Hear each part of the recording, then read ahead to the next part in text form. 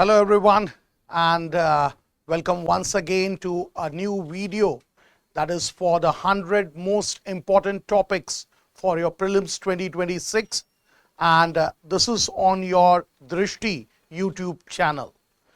So in the last video, in the last episode, I did discuss you about the fiscal policy, in which we discussed about the entire components of the budget, whether it is the receipt side or it is the expenditure side. And in the receipt side and expenditure side, we came up with revenue as well as capital receipts, and also revenue expenditure and capital expenditure. So how about a 2-minute revision of what we did in the last video? So welcome once again everyone. Myself, I am Girish Venkatesh, and welcome all of you. So I would request everyone, before we start the class, to share this video, share this channel to each and everyone you know who are appearing for the prelims 2026. It would be very beneficial for all of them as well as for you. So in the last class, this is a typical flow chart which has been prepared, and in the last class we discussed about budget receipts, in which there was the liability or the assets, and in receipts the liabilities are what? Created. So what I did, I wrote CR, created receipts. Okay, so it created liabilities, it's CL. So it's creating liabilities. And what about the assets? The assets are reduced. So there are two types of budget receipts, revenue receipts as well as capital receipts. In revenue receipts, the liabilities are neither created nor the assets are reduced. That means the government is receiving money, but from that the liability is neither created nor the assets are reduced. And what about the sources? You can see that the sources of revenue receipts, it's tax as well as non-tax. Now from the tax, we have the direct tax as well as the indirect tax. Any type of tax which the government levies on the people, on the individuals, or on the firms and all, these taxes, they come under the revenue receipts category. And why? Because these taxes, they neither create liability for the government nor it reduces the assets. So that is one thing. Apart from that, there are non-tax revenue receipts. That is, other than taxes, the government receives receipts from these sources. That is the fees and fine which the government is receiving, the profit, interest, dividends and all which are received by the government, the gifts and donations which the government is receiving, as well as the escheat.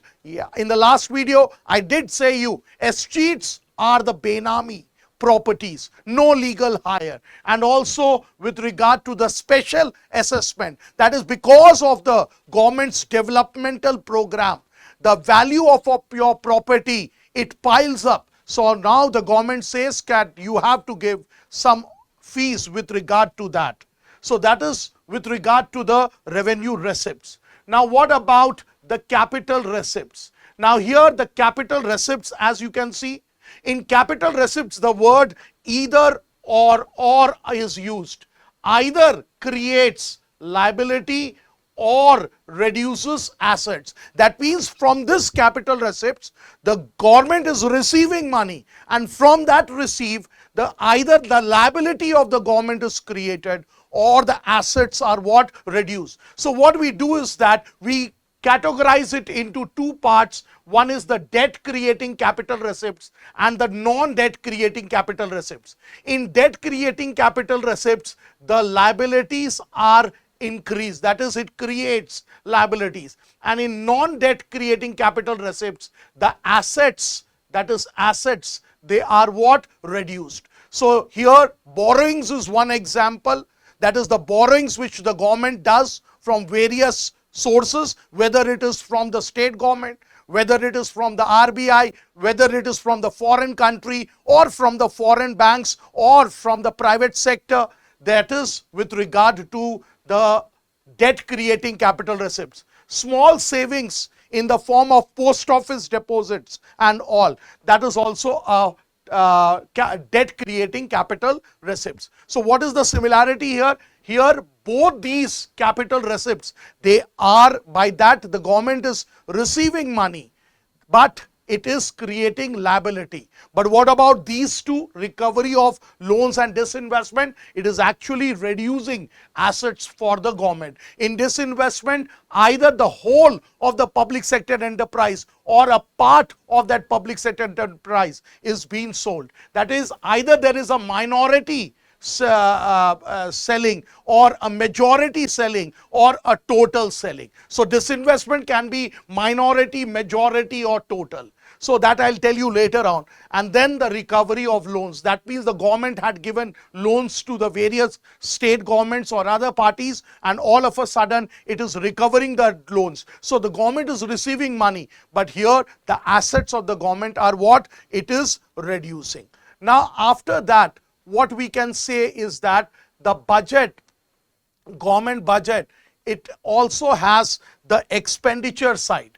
And the expenditure side is that the liabilities here reduce and the assets here, what it happens, it increases. So there is RL, that is reduction of liability, CA, that is creation of assets, and here it was CL, that is creation of liabilities, and here it was RA, that is reduction of assets. So here in expenditure, when we talk about the revenue expenditure, these are those expenditures which the government cannot avoid. The government has to do it, whether it is day-to-day activities of the government, or whether the government is paying interest or subsidies, or whether the government is spending money on education, on health, on defense and all. So these all are with regard to the revenue expenditure. And in revenue expenditure, neither liability reduces nor assets create.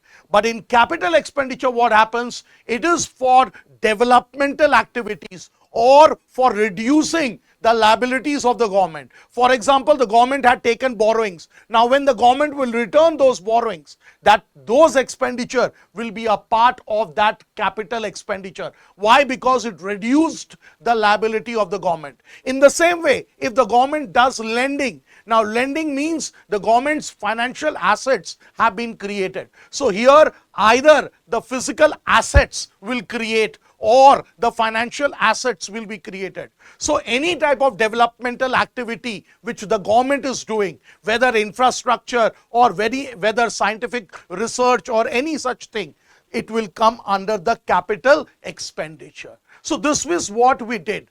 But why we are talking about all of this? Because today we are going to discuss about the deficit. That is the four type of deficits, whether it is the revenue deficit, or it is the effective revenue deficit, or it is the fiscal deficit, or it's the primary deficit. But before going into the deficit, how about coming up with the types of budget? Now all of you must know that there are three types of budget. One, it is with regard to the balanced budget. Now balanced budget is what? When estimated receipts is equal to estimated expenditure of the government. So when estimated receipts is equal to the estimated expenditure of the government, that is referred as balanced budget. That means the budget is balanced. There is neither surplus nor deficit. But what about the surplus budget? Now in surplus budget, what happens? Whatever is the estimated receipts of the government, that is greater than estimated expenditure of the government. So government's receipts is greater than government's expenditure. But I would say one very important thing with regard to the surplus budget. Now when is the surplus budget desired? What did I say? When is the surplus budget desired? The surplus budget is desired when the economy is battling inflation. That means it is desired when economy is battling inflation. Okay? So when our economy is battling inflation, now what is inflation? When there is a steady rise in price, that is referred as inflation. But how does surplus budget help us in tackling with this inflation?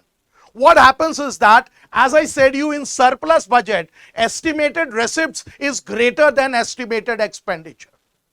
इसका मतलब whatever the government is receiving from tax, non-tax and capital receipts, that is more than the government's expenditure.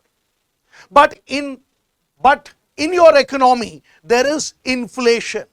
Now, why is inflation happening in your economy? A very simple thing is that inflation only happens when there is excess of aggregate demand. And to tackle with that excess of aggregate demand, the government, what it does, it increases its taxes. That is, whether the direct or the indirect tax, that is increased. When the direct or the indirect taxes are increased, as a result, the purchasing power, or you can say the personal disposable income, it all reduces. And when the purchasing power or the personal disposable income, it reduces, as a result, what happened? Your aggregate demand, it now comes down. In the same way, the second step which the government does here is that the government lowers its expenditure. That is the lowering of the government expenditure.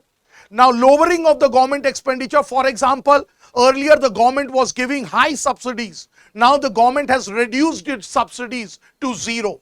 So what will happen? Now the individuals or the firms or other sectors of the economy, they have to pay money from their pocket, which earlier government was paying.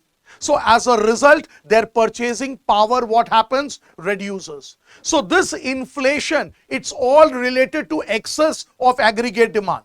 And when there is surplus budget, the government, it is receiving more money. And how the government is receiving more money? Because it has increased its taxes, it has reduced its government expenditure. As a result, the inflation situation or the inflationary gap in the economy, that inflationary gap in the economy, that is reduced. And when it is reduced, then the inflation is tackled, or it is, you can say, it is handled properly in the economy. So surplus budget, it is a desired situation when the economy is battling inflation. What about deficit budget? Now, when I say deficit budget, all of you must remember that deficit budget is when estimated expenditure of the government is greater than estimated receipts. इसका मतलब whatever is the estimated expenditure of the government, whether it is revenue or capital expenditure together, it is more than the estimated receipts. Now, this results to deficit in budget.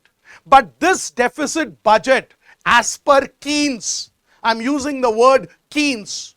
You must know that the economist Keynes, he said that deficit budget is a very important tool to tackle the situation of depression in the economy.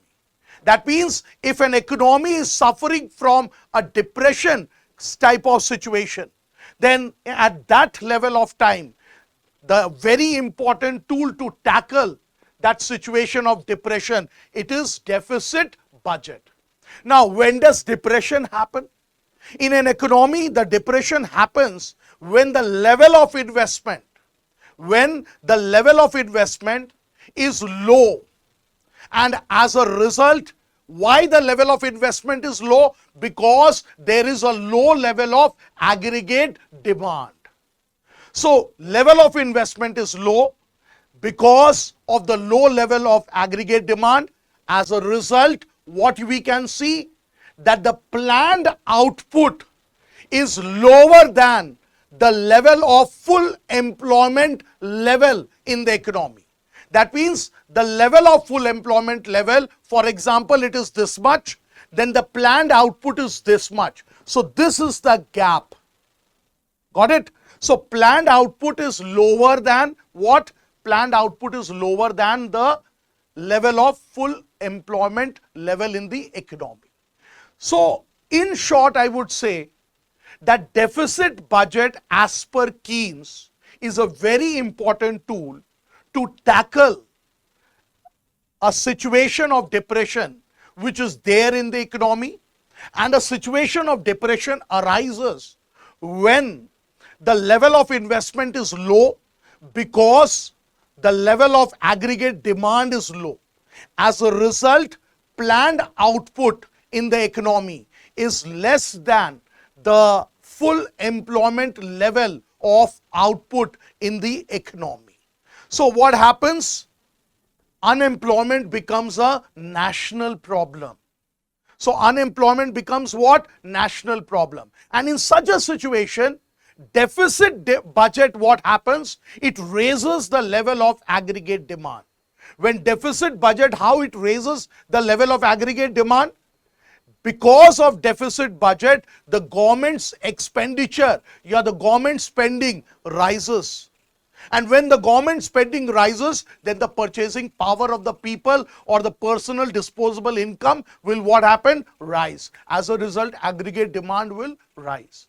In the same way, in taxation system, the government reduces the taxes. When the government reduces the taxes, then aggregate demand increases. So this is what, so when I say deficit budget, so it is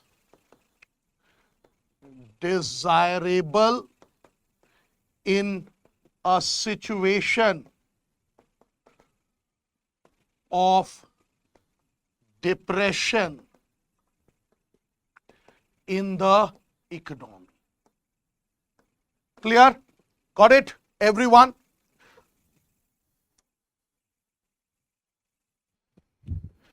So now, what we have to do next? Now we have discussed with regard to balanced budget, surplus budget and deficit budget. Surplus budget, when estimated receipt is greater than estimated expenditure.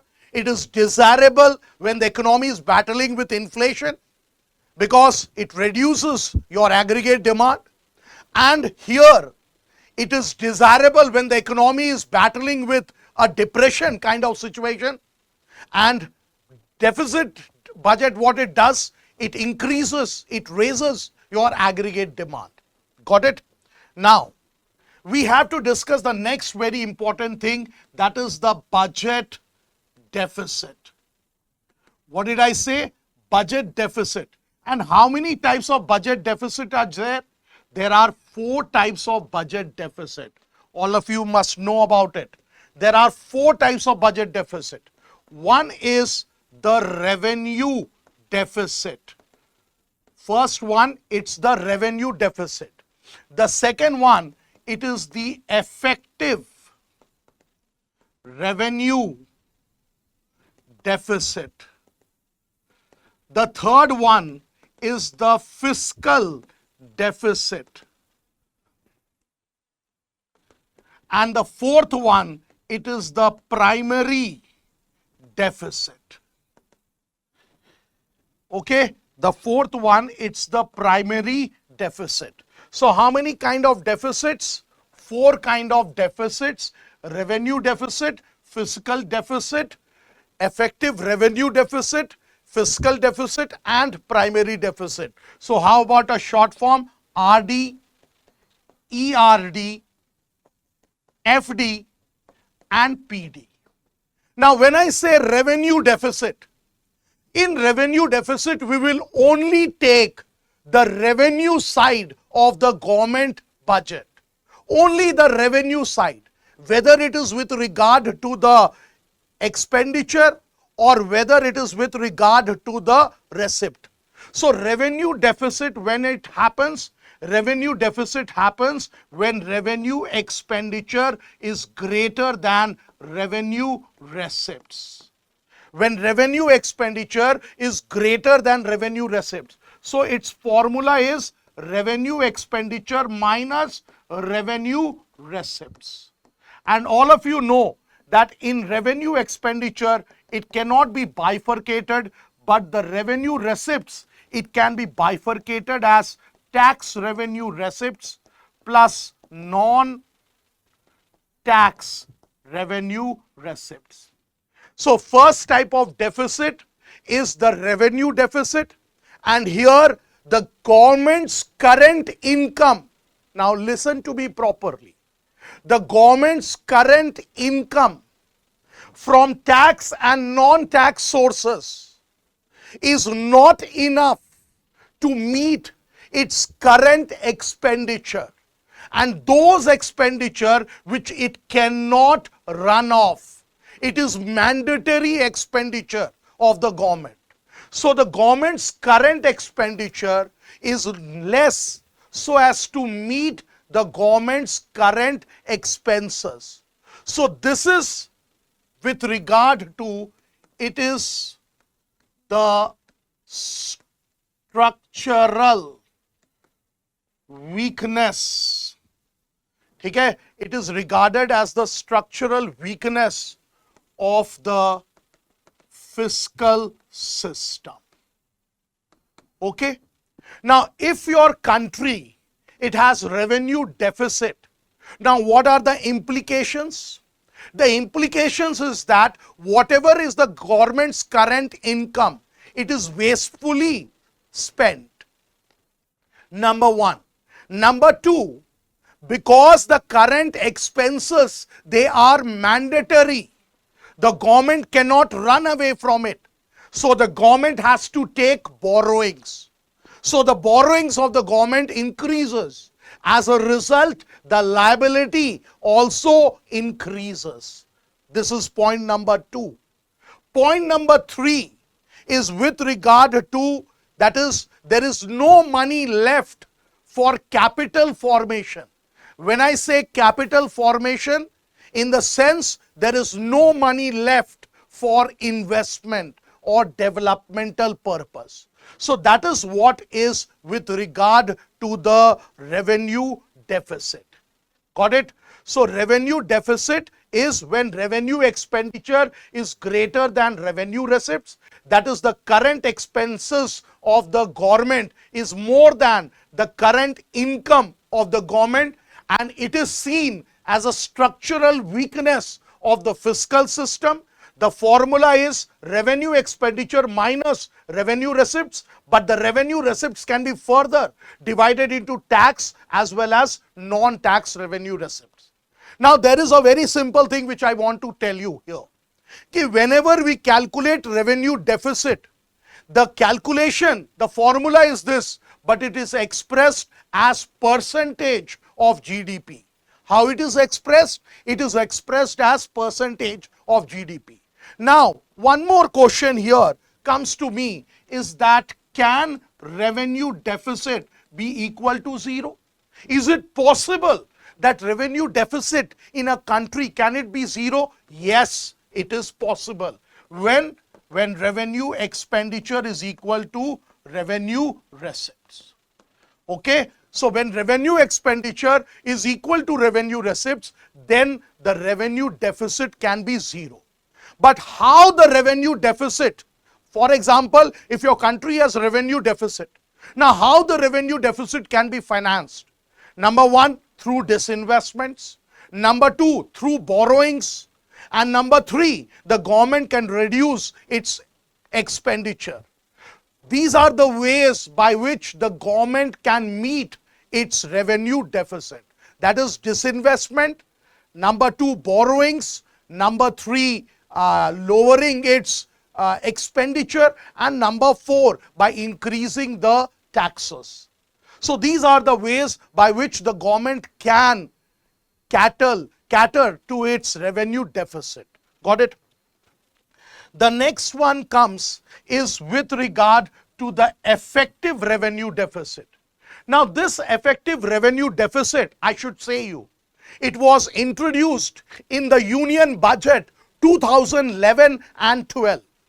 And this effective revenue deficit, it was introduced in the union budget by the recommendation of the Rangarajan Committee on Public Expenditure. Remember it? Introduced in 2011 and 12 union budget, and on the recommendation of which committee? Rangarajan Committee on Public Expenditure. Now, what is this effective revenue deficit? Now, effective revenue deficit is nothing else, but it is the difference between, you can say it is, matlab ERD is equals to revenue deficit. Okay? It is the difference between the revenue deficit and minus grants. Grants in the sense the aid which is given. Grants given by central government to states and union territories. So it is the grants given by central government to states and union territories to create capital assets. So this is referred as effective revenue deficit. Got it? So what is effective revenue deficit? It is nothing else but it is the difference between revenue deficit and the grants which are given by the central government to the state or union territories for creating capital assets like schools, roads and all. For example, in earlier times with regard to the Pradhan Mantri Sadak Yojana, the central government, it is giving grants to the state government that in your rural areas, come on, construct roads. We are giving you the grants for that. Now that grant, when deducted from the revenue deficit, it gives you the effective revenue deficit. That means effective revenue deficit kya hai?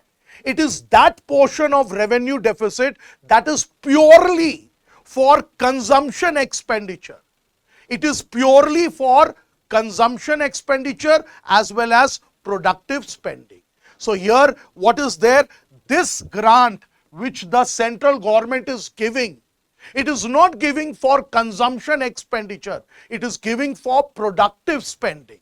So that productive spending expenditure which is by the central government, that is being deducted by the revenue deficit. So what we get the consumption spending of the government, and that is referred as effective revenue deficit.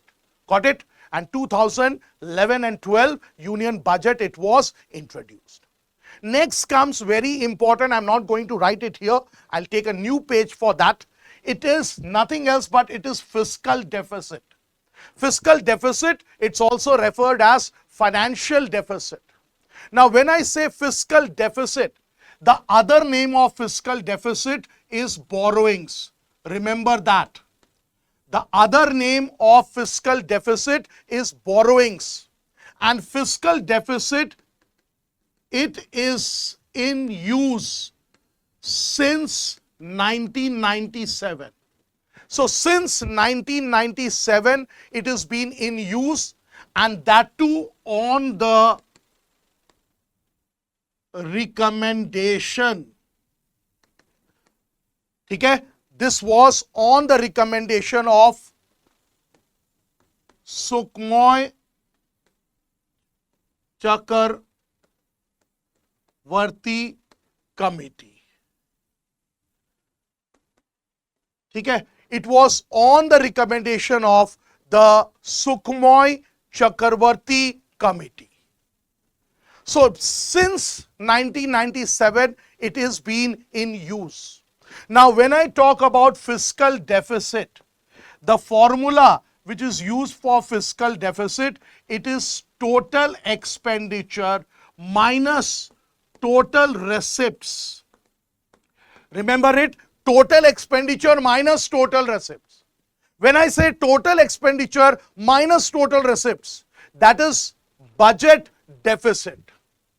But Now, when I say total expenditure minus total receipts, excluding, what did I say? Excluding borrowings. So this gives you what? Fiscal deficit, because the other name of fiscal deficit is what? Borrowings. That means if the borrowings of your country is 36 crores, then your fiscal deficit is also what? 36 crores. So that means whenever we use the formula of fiscal deficit, then the total expenditure minus total receipts excluding borrowings will give you what? Fiscal deficit. Now this total expenditure, it can be revenue expenditure plus capital expenditure. Got it? And this total receipts, it can be revenue receipts plus, but here I cannot say capital receipts. Let's go to the back side. Here capital receipts over what? Debt and non-debt. Now if we include this debt, debt is what? Borrowings. So only in capital receipts we have to take what? Non-debt. So in fiscal deficit, the formula becomes revenue receipts plus non-debt creating capital receipts. Fiscal deficit is equals to total expenditure, that is revenue expenditure plus capital expenditure, minus total receipts, that is revenue receipts. Now this revenue receipts, it can be what? Tax plus non-tax. And this debt, it can be what? It can be recovery of loans plus disinvestment. And the other name for this particular part, there is one more name for this particular part. It is capital receipts net borrowings. Okay, so here the borrowings have not to be included. If you are including borrowings, then it means that you are doing double counting. So revenue deficit can be zero, but fiscal deficit cannot be zero. Remember it. No country's fiscal deficit can be zero. Why? Because the capital expenditure cannot be always equal to the capital receipts net borrowings. The country's capital expenditure cannot always be equal to the country's capital receipts net borrowing. So that's why revenue deficit can never be equal to zero. Got it? And before, as I said you, 1997, it started to be used. But before 1997, it was the budget deficit which was used. And budget deficit was total expenditure minus total receipts. Okay? It was total expenditure minus total receipts. And the third, and the next one, you got it, this one? And the next one is primary deficit. Primary deficit, it is nothing else but it is fiscal deficit minus interest payment on past loans. That means in the borrowings, how much of the money the government is taking borrowings with regard to interest payment. For example, your fiscal deficit is 100 crores and your interest payment is 30 crores. So 100 minus 30 is what? 70 crores. So the primary deficit is what? 70 crores. That means that 70 crores the government is taking for developmental activity.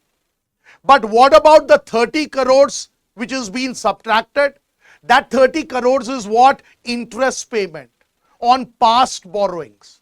So basically, primary deficit is nothing else but it is an indicator which shows how much of the loan which the country, which the government is taking, it is being used for interest payment to the past loans. And if there is a word called zero primary deficit, if there is a word called zero primary deficit, Now that zero primary deficit, it means the entire borrowings the government had taken to meet its interest requirement on past loans. That means if the fiscal deficit is 100 crores, then the entire 100 crores was taken for meeting the interest requirements. And that's why primary deficit became zero. Okay, so if we add this primary deficit to the interest payment, we will get the actual fiscal deficit, that is the actual borrowings. Now, one thing I want all of you to know, that is, if a country, it has a fiscal deficit. For example, a country is having fiscal deficit. And fiscal deficit means what? Borrowings. Now, what are the implications of that fiscal deficit? The first implication is that the country gets caught up in the vicious cycle of debt trap. The country gets caught up in the vicious cycle of debt trap. When I'm using the word vicious, that means something which is very, very bad for your economy. Because all your money, all your revenue, it's only going for your liability, interest payment and all. Nothing is left for capital formation or for development and all. Got it? The second one is very important. It can lead to inflationary situation. Inflationary situation in the sense, now to cater this fiscal deficit, the government, it can go for one step, and that is called as deficit financing. What did I use? I used the word deficit financing. Now, what the government does is that in deficit financing, the government borrows money from the RBI. Actually, the government asks the RBI to print currency notes. And when the RBI prints currency notes, then what it does, it puts that currency notes into the market. So when it puts that currency notes into the market, then the money supply, what happens? Increases.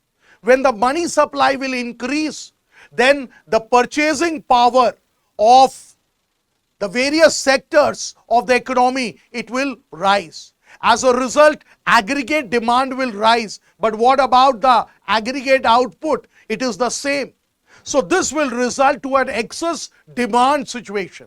And when there is an excess demand situation, then the general price will what happen? Rise. And when there is a steady increase in the general price, it will lead to what? Inflationary situation.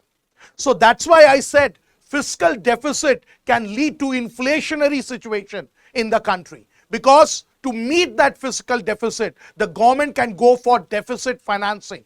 And deficit financing means the government can borrow money from the RBI and can ask the RBI to print currency notes. And the RBI prints currency notes and floats it, puts it into the market. And as a result, money supply increases and the aggregate demand increases and the general price, what happened? Rises. And continuous rise leads to inflation.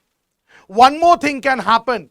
We depend on foreign countries. Our dependence on foreign countries, what happened? Increases. Because we will be borrowing money from the World Bank, from the foreign countries. So what happened? Whatever we'll do, we'll ask them and we'll do. Our entire economic policy will be dictated by those foreign lenders.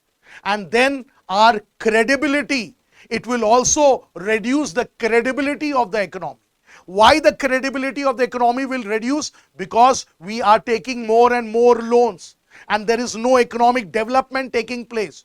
So what happens? The market may, our credibility reduces. We are seen only as what? We are seen only as borrowers of money. And one very important thing happens is that whenever there is a high fiscal deficit, it leads to crowding out effect. I'm using a word, crowding out effect. Now, what is this crowding out effect? Now, because of the high borrowings by the government, and why the government is borrowing very high? Because of the high fiscal deficit. So, whenever there is a high borrowings by the government, then the availability of funds in the market, it lowers. And as the availability of funds in the market lowers, then there is less amount of money which is left for the private investors to borrow. As a result, the overall investment in the economy is reduced. So that is what is referred as crowding out. In the same way, there is crowding in also. You can just apply it in an opposite direction. Whenever there is lower fiscal deficit or the government does not want any borrowings, there is more money left in the market, and as a result, there is more money for the private investors to borrow. So the private investors, they take more and more money from the market. But because of high fiscal deficit, there is a crowding out effect. Remember that. Crowding out effect means the public sector, it is borrowing more. The government is borrowing more from the market, and less amount is is left for the private investors to borrow. As a result of that, the crowding out effect happens. Okay, so this is what is, you can say, the effect with regard to the fiscal deficit. So overall, how many deficits? Revenue deficit, effective revenue deficit, fiscal deficit, and also the third one, it is the primary deficit. Now, in 2 minutes, I would say one more thing. There was an act which was called as FRBM Act. Now, what is this FRBM? F stands for fiscal, R stands for responsibility and budget management act. Now, this FRBM Act, it came up in 2003, and the objective of the FRBM Act 2003 was with regard to achieving fiscal consolidation. What was that? To achieve fiscal consolidation. That is, its main objective was to follow fiscal discipline. Number two, to maintain transparency in the fiscal policy. And number three, to maintain a better coordination. And number four, to increase the credibility of the fiscal policy. So the FRBM Acts, once again, I'll tell you the objectives. Number one, to achieve fiscal consolidation. Number two, to follow fiscal discipline. Number three, to maintain transparency in the fiscal policy. Number four, to maintain better coordination in the fiscal policy. And number five, to increase the credibility of the fiscal policy of the government. Now, this Act 2003, it had set certain targets. And the target which was set, the fiscal deficit, it was 3% of the GDP. The target for the fiscal deficit was 3% of the GDP, and to reduce the revenue deficit equal to 0%. So revenue deficit, it was equal to 0%. And this target to be achieved by 2008 and 9. So this target, it was to be achieved by 2008 and 9. And after 2006, the deficit will not be monetized. That means notes and all will not be printed so as to cater with the deficit. So after 2006, the Act said that the deficit will not be monetized, and according to the law, the government, it should present 3 documents in the parliament. Matlab, this law, it said 3 documents to be presented by the government in parliament. 3 documents to be presented by the government in parliament. Number 1, macro economic framework strategy. Number one, macroeconomic framework strategy. Number two, fiscal policy strategy statement. Fiscal policy strategy statement. And number three, medium term fiscal policy statement. Medium term fiscal policy statement. So this law, it mandated that the government, it should present three documents in the parliament, and the three document was macroeconomic framework strategy, fiscal policy strategy statement, and medium term fiscal policy statement. Then in 2016, the FRBM review committee came up. So 2016 FRBM review committee. Now all of you know about it. I should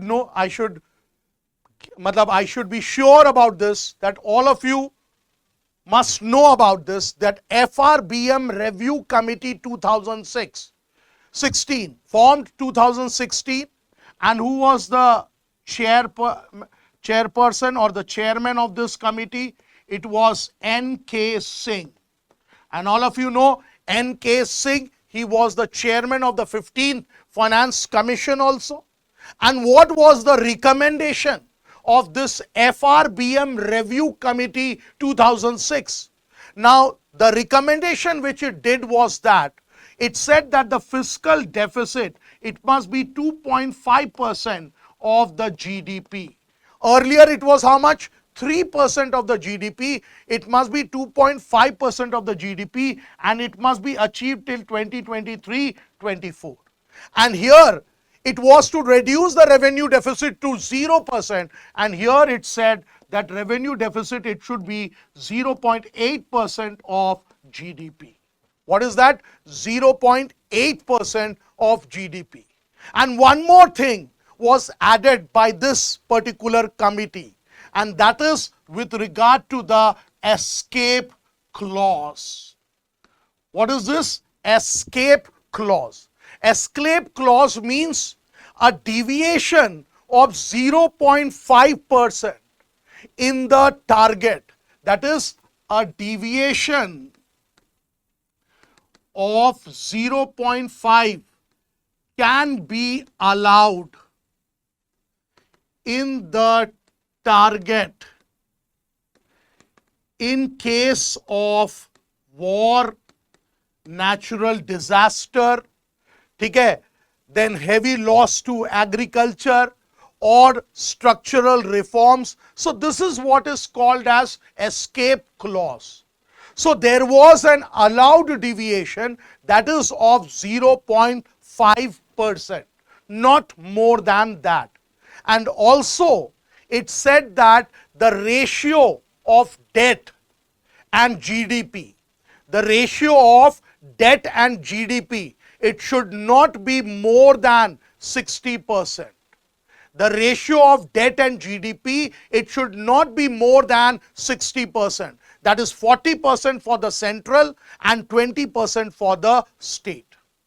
And one more recommendation it did, that was an independent fiscal council that should be followed, that should be formed, and that fiscal council, it will monitor the fiscal policy of the government. Okay, so this is what is there.